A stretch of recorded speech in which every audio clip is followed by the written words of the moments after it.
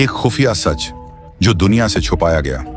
1955 की बात नहीं है, ये आज की दुनिया है। वही एशिया का बारूद से भरा नक्शा जहां एक चिंगारी पूरी दुनिया को जला सकती है।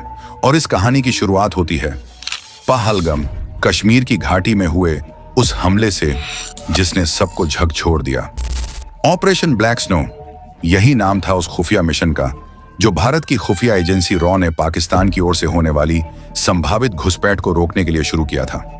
लेकिन यह सिर्फ एक मिशन नहीं था, यह एक ऐसी लड़ाई थी जिसमें गोली नहीं, रणनीति चली जाती है। और इस बार खेल में शामिल थे सिर्फ 2 देश नहीं, बल्कि 5। 22 अप्रैल 2025 पहलगाम, सुबह के 4 बजे का वक्त। घाटी के ऊपर हेलीकॉप्टर की गश्त हो रही थी। तभी एक गुप्त सूचना आई, एक आतंकी दस्ते ने LOC क्रॉस कर ली है और एक तीर्थ यात्रियों के काफिले पर हमला करने की योजना है। सेना हरकत में आई, लेकिन जब तक वो पहुंचे 26 टूरिस्ट शहीद हो चुके थे। भारतीय मीडिया उबल पड़ा, पाकिस्तान से जवाब मांगा गया। उधर इस्लामाबाद में प्रेस कॉन्फ्रेंस में पाक सेना के प्रवक्ता ने कहा, यह भारत का प्रोपेगेंडा है, हमारी जमीन का दुरुपयोग नहीं हो रहा। लेकिन उस वक्त एक गुमनाम आवाज रावलपिंडी के एक होटल से दुनिया के सबसे सुरक्षित नेटवर्क पर लॉगिन कर रही थी। उसका नाम था एजेंट आरव, रॉ का वो शख्स जिसे सिर्फ मिशन के लिए जिया जाता है। एरव की रिपोर्ट, ISI का एक गुट जिसे शेडो डिवीजन कहा जाता है, TTP और बाकी आतंकी संगठनों को एक नए ब्लूप्रिंट पर एकजुट कर रहा है, भारत में छोटे छोटे हमलों की बाढ़ लाने के लिए। लेकिन असली मास्टरमाइंड पाकिस्तान में नहीं, कतर में बैठा है। और फंडिंग IMF के कर्ज के नाम पर आए अरबों में से डाइवर्टेड की जा रही है। असली खेल सीपेक और चीन की चाल। चीन ने पाकिस्तान को एक बार फिर बेल आउट देने का वादा किया, लेकिन शर्तों के साथ। गलियारा का विस्तार अब POK से होता हुआ गिलगित बाल्टिस्तान को पूरी तरह बदलने वाला था। भारत ने UN में इसका विरोध किया, लेकिन चीन और रूस ने वेटो लगा दिया। एक पत्रकार की हत्या। दिल्ली में इन्वेस्टिगेटिव जर्नलिस्ट अदिति राव ने एक रिपोर्ट फाइल की। पहलगाम अटैक से 2 दिन पहले TTP के सदस्य काबुल में ISI अधिकारियों से मिले थे।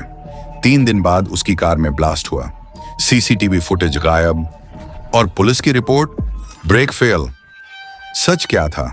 एक लीक्ड डॉक्यूमेंट जो विकीलीक्स टाइप वेबसाइट पर सामने आया बताता है कि IMF द्वारा दिया गया फंड ISI के 2 ब्रास अफसरों के जरिए आतंकी संगठनों को ट्रांसफर हुआ। लेकिन IMF ने अब तक कोई जांच नहीं शुरू की। क्यों? क्योंकि अमेरिका को इस वक्त पाकिस्तान की जरूरत है, अफगानिस्तान में स्थितियों को बैलेंस करने के लिए। वहीं रूस चाहता है कि भारत हथियारों की डील को आगे बढ़ाए, और चीन, वो तो चाहता है कि भारत दक्षिण एशिया में उलझा रहे ताकि इंडो पैसिफिक में उसकी राह आसान हो। सीज फायर सिर्फ दिखावा? भारत और पाकिस्तान ने 2021 में एक सीज फायर समझौता साइन किया था, लेकिन साल 2024 से अब तक 13 बार LOC पर फायरिंग हुई। हर बार पाकिस्तान ने कहा गलती से, और भारत ने गंभीर विरोध, पर कार्रवाई नहीं के बराबर। कहानी का सबसे बड़ा मोड़ रॉ के एजेंट आरव ने एक USB इंटरसेप्ट की। इसमें एक वीडियो था जिसमें पाकिस्तानी खुफिया अधिकारी, एक कतर फंड मैनेजर और एक रूसी आर्म्स डीलर की बातचीत रिकॉर्ड थी। Keep India engaged in Kashmir, will push media narratives through proxies, Saudi will handle pressure, IMF will stay blind. अब सवाल ये है, क्या ये सिर्फ भारत पाक का संघर्ष है, या फिर एक शतरंज का खेल जिसमें मोहरे हमारे सैनिक हैं और चालें कोई और चल रहा है? और सबसे डरावनी बात, भारत के भीतर बैठे कुछ चेहरे जो खुद को रिपोर्टर, एक्टिविस्ट या एक्सपर्ट कहते हैं, वो जाने अनजाने इस खेल में पीसेस बन चुके हैं। ये कहानी सिर्फ सीमा पर नहीं लड़ी जा रही, ये लड़ी जा रही है हर मोबाइल स्क्रीन पर, हर TV चैनल पर, हर UN रेजोल्यूशन में।